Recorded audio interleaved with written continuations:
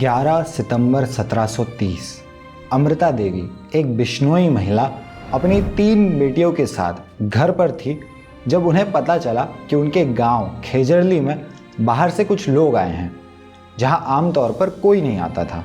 ये लोग जोधपुर के महाराजा अभय सिंह के द्वारा भेजे गए लोग थे। महाराजा के लिए नया महल बन रहा था और उसी के लिए लकड़ियां लेने ये लोग आए थे। राजस्थान के थार रेगिस्तान के बीच खेजरली गांव काफ़ी हरा भरा था और इस गांव का नाम खेजरली असल में खेजरी पेड़ से पड़ा था जो कि यहाँ का मुख्य पेड़ था। जब अमृता देवी को पता चला कि ये लोग इन्हीं पेड़ों को काट कर इनकी लकड़ियां ले जाने आए हैं तो उन्होंने इसका विरोध किया। जब उनकी बात नहीं सुनी गई तो वो काटे जाने वाले पेड़ों को कस के पकड़कर उन्हें गले लगाकर खड़ी हो गई, ये बोलते हुए कि सर सटे रुख रहे तो भी सस्तो जान, जिसका मतलब हुआ कि पेड़ को बचाने के लिए अगर सर भी कट जाए तो ये कीमत भी कम है। राजा के सैनिक उन पर कोई दया नहीं दिखाते और पेड़ काटने के लिए उनकी गर्दन काट देते हैं। अपनी माँ को पेड़ों के लिए अपनी जान देता देख उनकी बेटियां भी पेड़ों को पकड़कर खड़ी हो जाती हैं, लेकिन उनको भी मार दिया जाता है। इसको देखकर गांव के और भी लोग पेड़ों से चिपकना शुरू कर देते हैं। देखते ही देखते एक के बाद एक 363 लोगों को मार दिया जाता है, जिसमें कई महिलाएं और बच्चे भी थे। जब महाराजा अभय सिंह को इस नरसंहार के बारे में पता चला तो उन्हें अचंभा हुआ।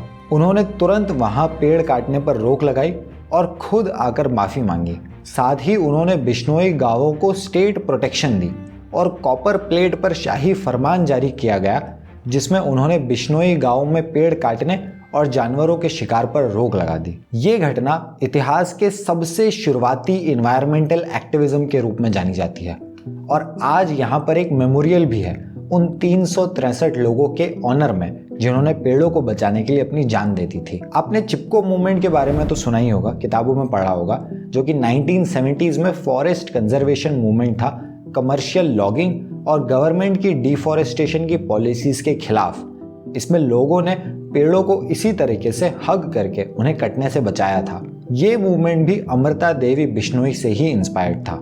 आज इस वीडियो में हम इसी बिश्नोई समाज के बारे में बात करेंगे जो जाने जाते हैं अपने प्रकृति और पर्यावरण से प्रेम और एनवायरमेंटल एक्टिविज्म के लिए। नेचर के प्रति इनका प्रेम इतना गहरा है कि ये अपने आसपास के पेड़ और जानवरों जिन्हें ये अपना घर कहते हैं उसे प्रोटेक्ट करने के लिए किसी भी हद तक जा सकते हैं। कई बिश्नोई पुरुष और महिलाएं अपनी जान देते आए हैं पेड़ों को कटने से रोकने और जानवरों को शिकारियों से बचाने के लिए। पर्यावरण के प्रति इनके सैक्रिफाइसेस, इनकी बहादुरी और इनका स्ट्रॉन्ग कमिटमेंट इन्हें दुनिया का सबसे पहला इन्वायरमेंटल वॉरियर बनाता है, शायद तब से जब एनवायरमेंटलिस्ट शब्द भी एग्जिस्ट नहीं करता था। पिछले कुछ समय में बिश्नोई समाज सबसे ज्यादा न्यूज में रहा सलमान खान से जुड़े ब्लैक बक केस में।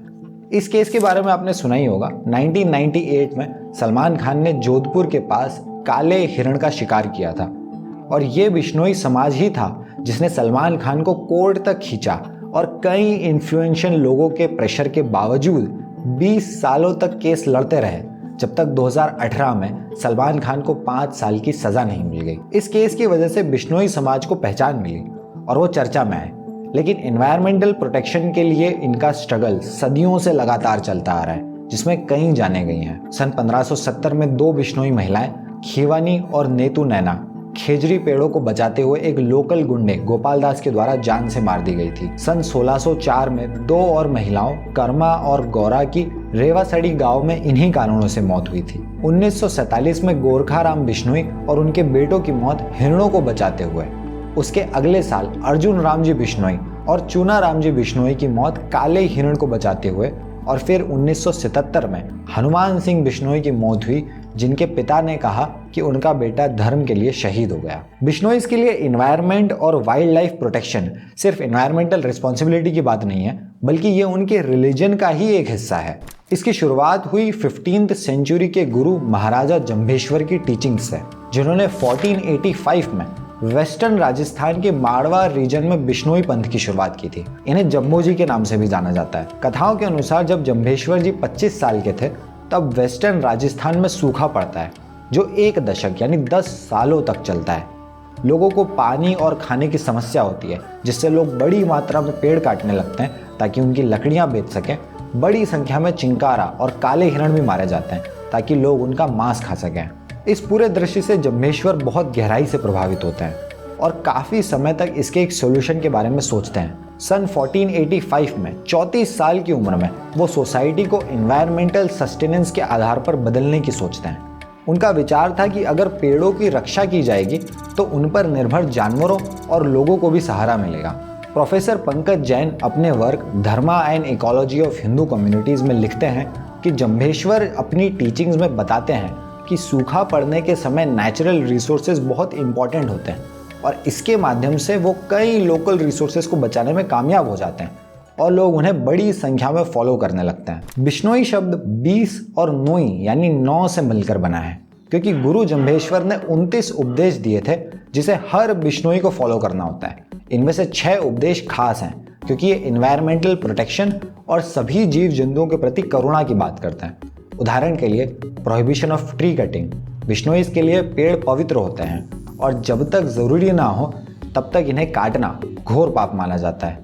और compassion towards all living beings. Bishnois जानवरों को मारते नहीं, उनका मीट नहीं खाते, बल्कि वो एनिमल शेल्टर्स बनाते हैं जिसमें घायल या अनाथ जानवरों की देखभाल की जा सके। ये प्रिंसिपल्स इंश्योर करते हैं कि कैसे लोग थार डेजर्ट के हार्श क्लाइमेट में प्रकृति के साथ संतुलन बनाकर रह सकते हैं जहाँ पानी और पेड़ दोनों ही बहुत कम है। बिश्नोई समाज का हर व्यक्ति इन सिद्धांतों के साथ जीने की कोशिश करता है, इसलिए इनकी लाइफस्टाइल और प्रैक्टिसेस एक आम व्यक्ति से कई तरीकों से अलग होती है। जैसे बिश्नोईज कभी हरे पेड़ नहीं काटते, ये सिर्फ सूखी हुई लकड़ी का इस्तेमाल करते हैं। पेड़ ना काटने पड़े इसलिए खाना बनाने के लिए लकड़ियों की जगह गोबर के कंडों का इस्तेमाल किया जाता है। हिंदू रिलीजन में मृत्यु होने पर शरीर को जला दिया जाता है, लेकिन बिश्नोईज इसमें भी लकड़ियों को बचाने के लिए डेड बॉडी को दफनाते हैं। आज के समय में रेन वाटर हार्वेस्टिंग का कॉन्सेप्ट बहुत पॉपुलर हो चुका है। इसका मतलब है बारिश से आने वाले पानी को स्टोर करके रखना और समय पड़ने पर फ्रेश वाटर की जगह घर के काम के लिए इसी पानी को इस्तेमाल करना। लेकिन इस कॉन्सेप्ट के बहुत पहले से ही बिश्नोईज पानी की कमी और सूखे से लड़ने के लिए वाटर स्टोरेज टैंक्स बनाते आए हैं जिसमें बारिश के पानी को स्टोर किया जाता है। ऑब्वियसली ये पानी सिर्फ इंसानों के लिए ही नहीं है बल्कि जानवरों के लिए भी होता है। किरण बिश्नोई खोखर जो तिलवसनी विलेज की एक बिश्नोई हैं, वो कहती हैं कि उन लोगों में जीव रक्षा इतनी गहराई से बैठी है कि किसी बिश्नोई बच्चे को ये सिखानी नहीं पड़ती, वो देखकर ही सीख जाता है। हिरण, ब्लैक बक्स, मोर, नीलगाय और चिंकारा ये कुछ जानवर है जो बिश्नोई सेटलमेंट्स के आसपास टहलते पाए जाते हैं। बिश्नोईज की प्रोटेक्शन की वजह से ही ये जानवर इतने लंबे समय तक सरवाइव कर पाए हैं। बिश्नोई कल्चर का सबसे यूनिक एस्पेक्ट है बिश्नोई महिलाओं का जानवरों से रिश्ता। ये अक्सर अनाथ और घायल हिरण के बच्चे जिनकी माँ का शिकार हो जाता है उन्हें अपने पास रख लेती हैं और इनकी अपने बच्चों की तरह केयर करती है और ज़रूरत पड़ने पर इन्हें ब्रेस्ट फीड तक करती हैं। 21 साल की रोशनी बिश्नोई ने कहा कि वो इन हिरणों के साथ पली बड़ी है और ये उनके लिए उनके भाई बहन जैसे हैं। पर आज के वक्त में एनवायरनमेंट कंजर्वेशन सिर्फ लाइफस्टाइल और रिलीजन से नहीं हो सकता और ये चीज़ बिश्नोईज भी समझते हैं। इसलिए एनवायरनमेंट कंजर्वेशन की लड़ाई के लिए बिश्नोईज ने खुद को ऑर्गेनाइज और एजुकेट करना भी शुरू कर दिया है। राम निवास बिश्नोई जो कि बिश्नोई टाइगर फोर्स के जनरल सेक्रेटरी रह चुके हैं, उनका कहना है कि वाइल्ड लाइफ और एनवायरनमेंट प्रोटेक्शन के लिए कोर्ट जाना और कानून का इस्तेमाल करना बिश्नोई कम्युनिटी के लिए अब आम बात हो चुकी है। बिश्नोई टाइगर फोर्स जो कि अब एक NGO है, इसको 1999 में सलमान खान पोचिंग केस के बाद ही एक मूवमेंट की तरह शुरू किया गया था।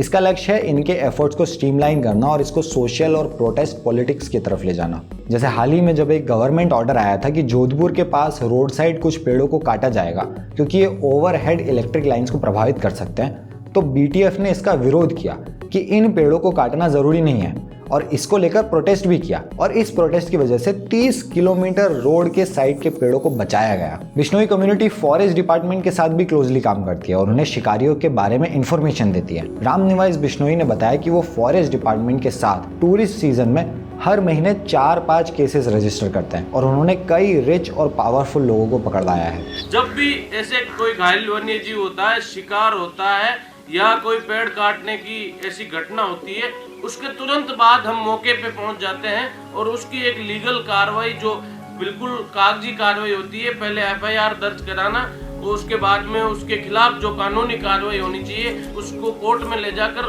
फैसले तक हम उसका साथ देते हैं। राम निवास बिश्नोई का कहना है कि इस सब के चलते बिश्नोई कम्युनिटी के ऊपर कई झूठे केसेस भी लगाए गए हैं, खासकर कि हिंसा करने के। इस वजह से और ताकि ये लोग लॉज को लेकर अवेयर रहे और इसे अपनी लड़ाई के लिए इस्तेमाल कर पाए, कम्युनिटी के कई जवान लोग लॉ की पढ़ाई भी कर रहे हैं। आज मैं वकील हूँ, मैं किसी अधिकारी को जाके कानून के बारे में बता सकता हूँ और उनसे बात कर सकता हूँ। तो अब ऐसी चीजों में बहुत कमी आई है। बिश्नोई कम्युनिटी ने वेस्टर्न राजस्थान में घायल जानवरों के लिए कई रेस्क्यू सेंटर सेटअप करने में भी योगदान दिया है। इनमें चिंकारास, ब्लैक बक्स, ब्लू बुल्स और कई वैरायटी के पक्षियों का इलाज किया जाता है।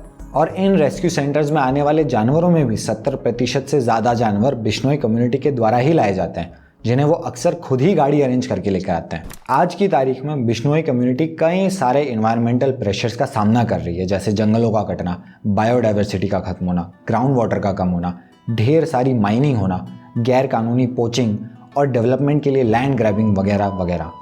लेकिन इन मुश्किलों के बावजूद बिश्नोईज ने अपने जंगलों और जंगली जानवरों की संख्या को सफलतापूर्वक मैनेज किया है आज तक। और ये सब कुछ हुआ है सिर्फ प्रकृति को लेकर उनके पारंपरिक ज्ञान और उनके धार्मिक सिद्धांतों का इस्तेमाल करके। राइटर और कंजर्वेशनिस्ट मार्टिन गुडमैन ने बिश्नोईज पर एक किताब लिखी है, my head for a tree, जिसमें उन्होंने बात की है कि कैसे आज क्लाइमेट चेंज और नेचुरल डिजास्टर्स के दौर में, जब हमारा पूरा ग्रह क्राइसिस में है, तब हम इस 600 साल पुरानी सस्टेनेबल कम्युनिटी से बहुत कुछ सीख सकते हैं।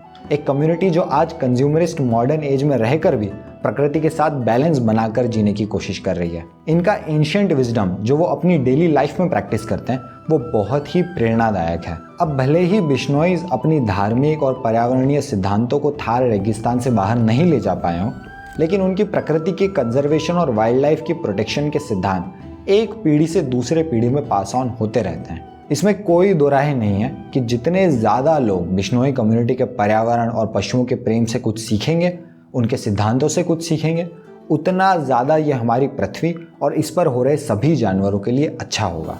बिश्नोईज की पर्यावरण और पशुओं के प्रति डेडिकेशन बहुत ही इंस्पायरिंग है। बाय द वे, ठीक ऐसी ही डेडिकेशन एक PhD होल्डर संत स्वामी ज्ञान स्वरूप सानंद उर्फ GD अग्रवाल की थी गंगा नदी को बचाने के लिए। कैसे उन्होंने कांग्रेस और बीजेपी की सरकार के दौरान गंगा नदी के लिए लगातार अनशन किए और अंत में अपने प्राण त्याग दिए, इस इंस्पायरिंग कहानी को सुनने के लिए आपको देखना होगा ये वीडियो।